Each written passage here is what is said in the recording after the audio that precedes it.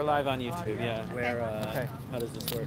So, well, we just look in the camera and talk. Hi, everybody. Hi, we're live. Hi, it's JP. No, we're not. And this is Julie, and we're here with Shahid here. Shahid Buttar, Book of Hours podcast.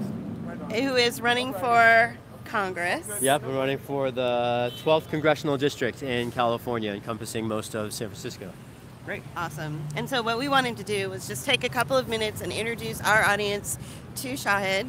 And we have a few minutes before we have to leave. So I wanted to ask you a couple of questions. What motivated you to run?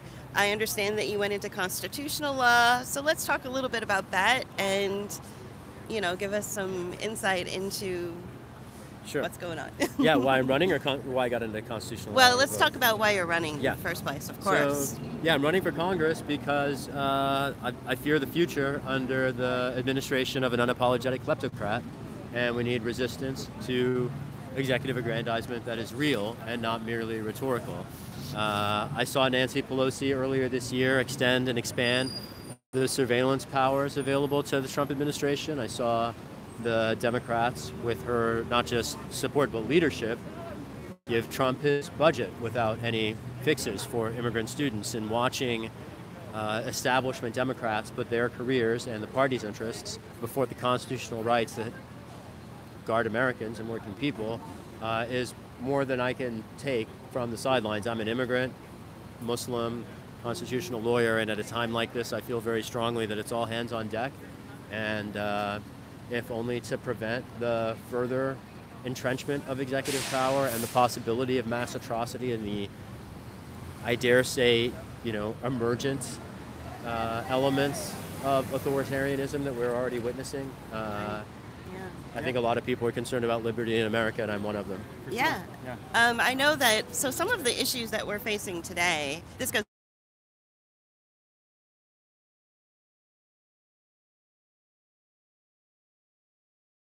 background in constitutional law as well.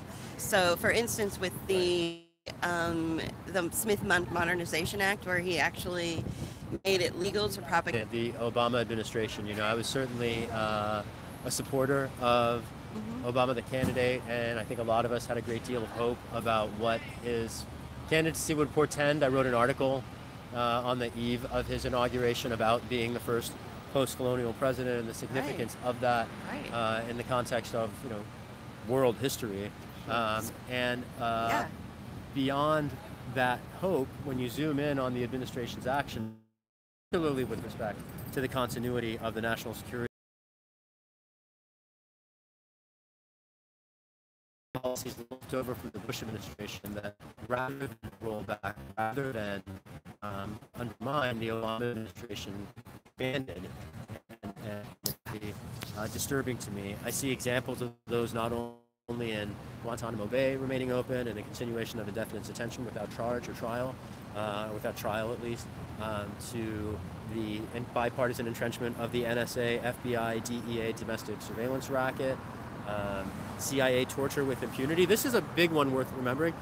A lot of people are rightfully concerned about the new CIA director and her complicity in torture. Exactly. Very few people pin the tail on the donkey, recognizing that Gina Haspel is the CIA director in large part because establishment Democrats resigned accountability. It was the Bush administration that tortured some folks, to use President Obama's words, but it was the Obama administration that said it was okay.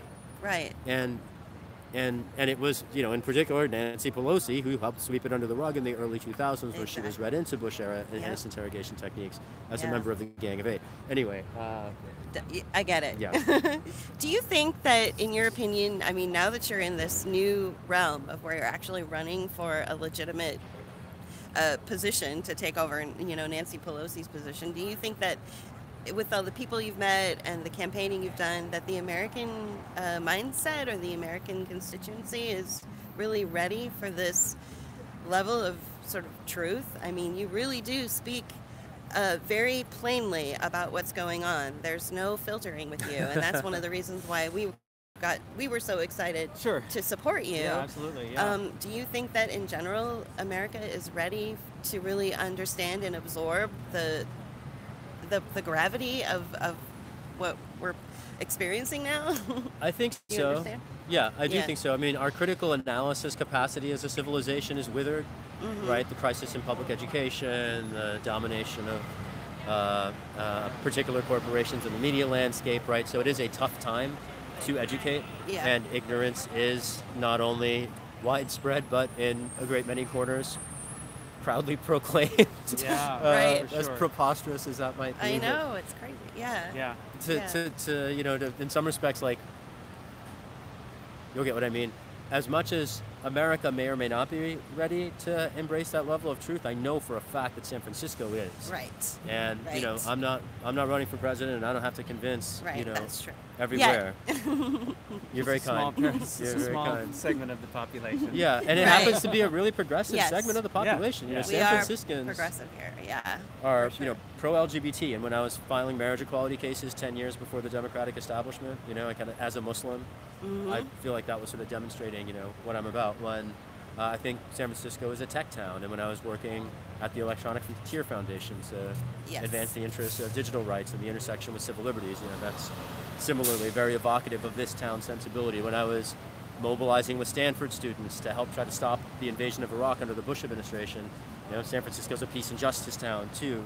So Right. whether we're an LGBT town or a tech town or a peace and justice town or all of those things, Right. or an immigrant town or a town of iconoclasts or a Burning Man town, you know, I'm part of all of those communities. Environmental Right. progressiveness. Right, Right. and As I've well. been an environmental activist. I was the executive editor of the Stanford Environmental Law Journal at one point. And Wow. my very first cases were environmental cases when I was still in law school working at the Earth Justice Defense Clinic Yeah. at Stanford.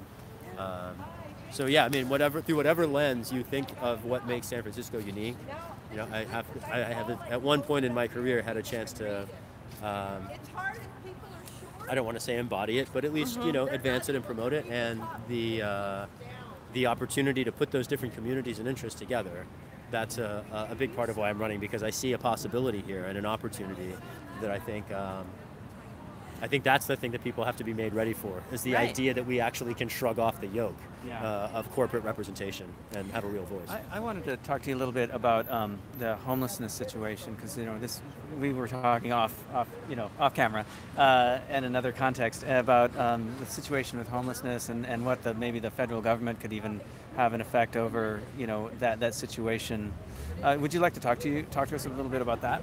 Yeah, sure. You know, homelessness is one of the most pressing issues here in San Francisco, and with good reason. I mean, there are tent encampments all over the city, and the attitude with respect to serving those communities has, you know, sort of vacillated between ambivalence and hate. And you know, Very marginalized people. It's a community that's been very marginalized and very dehumanized as well. Right. Yeah. absolutely, and the dehumanization of the homeless is part and parcel of its criminalization, and we have to expand the frame and remember how people become homeless. So in terms of how I aim to help, a lot of it relates to preventing preventable homelessness. The very first way to do that is Medicare for all. One of the primary ways that people end up homeless is because they can't pay for their corporate health care bills.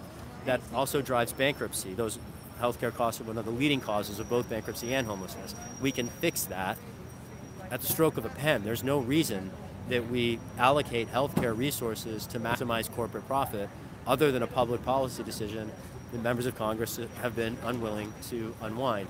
I would be very eager to address and fix that. Another vector driving homelessness is the lack of affordable housing, particularly in San Francisco, but increasingly in urban centers around the country. The federal government used to invest substantial sums in affordable housing community block grants through HUD. That went out of style in the late 70s, and the budget for HUD grants has fallen by nearly 80% since its high point in the late 70s, and by over 60% since Nancy Pelosi entered Congress in 1983. And the idea that, for instance, the incumbent for this seat is a master legislator, I will concede that Nancy Pelosi is a master legislator, but I think when you look at the graph depicting the federal budget for affordable housing in particular, it becomes very clear on whose behalf, or at least on whose behalf she has not been a master legislator, and the working people and tenants of the city, Yeah. unfortunately, are among those classes left out of the representation that we've had for the last generation. Yeah. They have no representation at all. You're right. So it's good that you're addressing that. To turn it a little more personal, what does your family think about all this? Uh, or do you not want to go there? I mean, I don't know what to say. I think my mom would be really proud. She Oh, I'm passed sorry. just Okay. a few weeks before Trump was elected, and quite Okay. frankly, I think that was a blessing, because if the cancer didn't kill her, the election results would have. Okay. Yeah. And I know my mom's very proud of you. You know, my immediate family supports me. My dad is very proud. I think he's maybe a little concerned, that I'll get shot or something, and Wow. you can't really worry about that. Yeah. Are they in San Francisco? No, they're in the Midwest. Okay. Yeah, I grew up in St. Louis, and my sister still lives there, and my dad lives with her Got it. and her family. Okay. I have two brothers as well who have families, and they're both on the East Coast. Well, Right. one of them is on the East Coast. The other one, his family's on the East Coast. He's abroad at the moment. I was just curious, and I know that our listeners too, and people in general in San Francisco are not too many people are actually from here. So I was just a little bit curious about your background. Yeah, no, I'm definitely not from here. I was born in England. Okay. To a family that had immigrated twice. We went from Pakistan to England to flee religious discrimination. We're Ahmadi, so we are derided in Muslim countries as heretics. Okay. And even though we are Muslim. And then in England, we faced the unique brand of racism to which South Asians of any kind Right. were subjected, certainly in the 70s and 80s, I think to a lesser extent now, but Right. it's still endemic. But you And- definitely found a home here in San Francisco. You Oh, found yeah. a group For of 20 years. people that, that embrace So, you and my path was circuitous, though, and I think it's interesting because so my family went from Pakistan to England. I was born in London and moved to rural Missouri. So I Okay. grew up in a small town of 300 people in rural Missouri, among the Pullmans, the Waymeyers, and the Buttars. Those were the okay. families. Okay. And I knew this entire community as uncle and aunt. And it, in some respects, was like kind of an idyllic depiction of a melting pot, because as a young immigrant child immersed in a sea of pretty uniformly homogenous white Americans, I had no conception of race, almost as if I'd never looked in a mirror.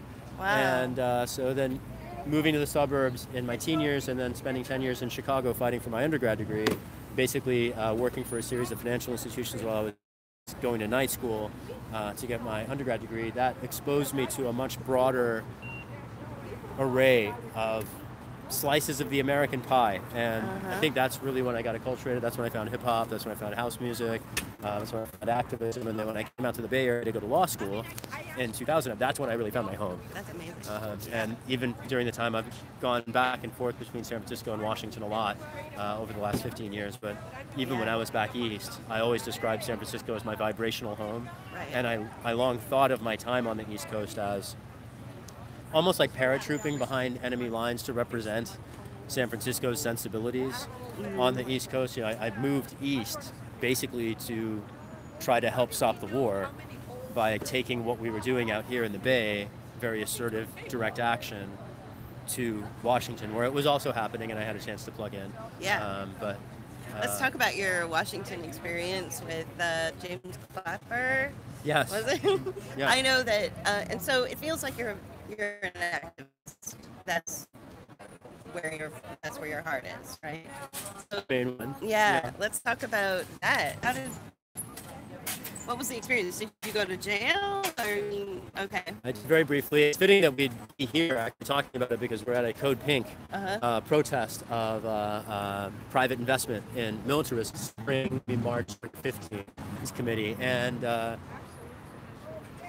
I didn't interrupt the hearing, so I didn't do anything arrestable. I just asked a question like any journalist would. But the question I asked, I thought was, and I didn't get a response, and I thought the fact that I was arrested for asking it was even more revealing. But I asked James Clapper, who was the director of national intelligence under the Obama administration, how do you justify having never been charged with perjury, even after lying to the U.S. Senate about mass surveillance, when asked a very direct question under oath with advance written notice by Senator Ron Wyden from Oregon. And I juxtaposed it because it isn't just the case that Clapper was able to lie about mass surveillance and constitutional crimes and walk out of the room with a pension. But a few months probably before, maybe weeks, that Eric Garner was killed in the street in New York without a charge, without a trial, on the suspicion of selling cigarettes without a license, and a legal system that allows powerless people to be persecuted to the point of extrajudicial assassination on the suspicion of trivial offenses, when powerful people get rewarded pensions when they lie under oath about grave constitutional crimes and the co-optation of the internet as a tool for global monitoring. The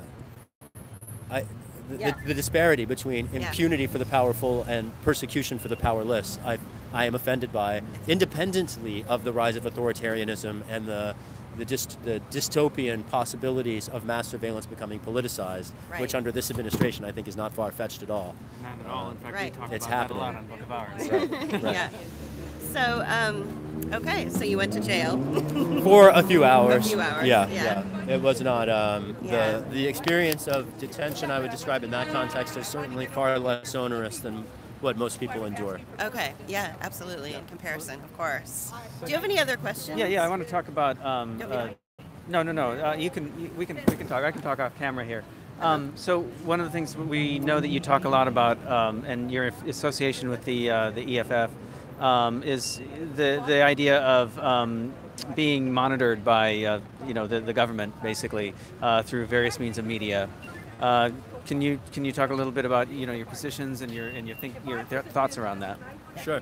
Yeah, I joined EFF, the Electronic Frontier Foundation, to launch a national grassroots network for the digital rights movement. It's called the Electronic Frontier Alliance.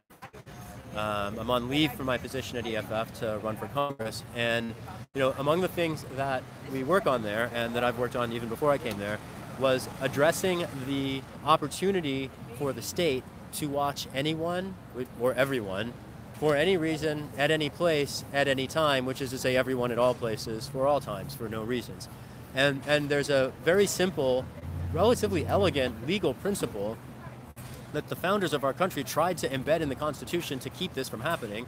It's called a judicial warrant. It's textually required under the Fourth Amendment. And it says that one reason we fought a revolution was to prevent, at the time, general warrants, which were when the British Crown would search anyone arbitrarily without having to specify the person or the time or the place or the purpose or the thing that they were looking for. And the NSA dragnet, which the FBI and the DEA share and ICE wants access to, that intelligence repository is warrantless. It doesn't require any showing of specificity. It just operates ambiently in the background. This was the precise issue over which both we fought the American Revolution and that we particularly drew a line in the sand in during the Cold War. When President Reagan described the Warsaw Pact and the Soviet Union as an evil empire, what he was talking about was their propensity to spy on their own citizens, which the NSA does in the United States to a greater degree than ever happened there. There's never been, in the history of humankind, a surveillance apparatus even rivaling the one that has operated in the United States for the last 20 years, and Americans aren't aware of it typically. But one of the things that JP's question for me really raises up is a lot of people hear about this and they think that the values that are most offended are transparency or privacy. And yes, transparency is offended when executive officials lie under oath and launch secret programs in violation of our constitutional commitments. And yes, privacy is eroded when the government can essentially watch everything you do or say or write online. But that's not the half of it. Beyond privacy and beyond transparency, what ultimately stand at risk are dissent and democracy, especially if you understand U.S. history. We have a theoretical commitment to First Amendment principles, including free speech, assembly, the right to petition the government for redress of grievances. In fact, at recurring points in our nation's history, we have always politicized surveillance. Every time there has been surveillance in the United States history, it has grown inevitably politicized. If you think about the 40 years during which the FBI waged a corrupt reign of intimidation and terror across Washington under Director J. Edgar Hoover, the Bureau's stated task in writing was to disrupt and neutralize domestic social movements, not just the movement for black liberation and not just the movement for the American Indian movement, and not just the movement for Puerto Rican independence, and not just the environmental movement, and not just the movement to end the war in Vietnam, and not just the movement for equal rights for women, and not just white supremacists, but all of those groups faced coordinated, taxpayer-funded government attempts to neutralize and subvert constitutionally protected First Amendment activity. That is the lens through which I see surveillance, is the history, the documented and recurring history of the Palmer raids, of COINTELPRO, of the CISPIS investigation, of the animal rights activists jailed as terrorists under the Clinton administration before the 9/11 attacks, and then all the parade of horribles, the Patriot Act and the FISA Amendments Act in the years since. And a big part of the reason why I'm running for Congress is that for the last 10 years, 13 years to be rigorous, I've been raising an alarm about mass surveillance and the threat it poses to liberty and democracy in the United States.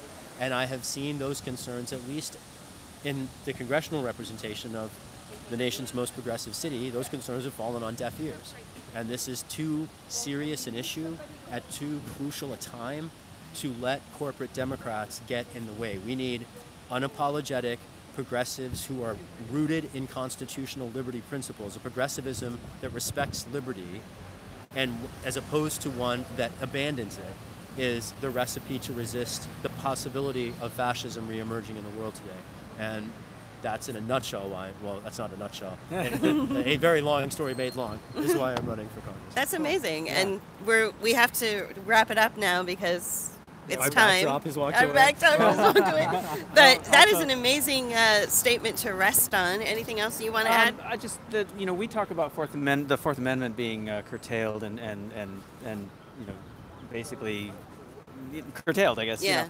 Quite a bit, and it's gone, and I think that dovetails with a lot of what you're talking about as well.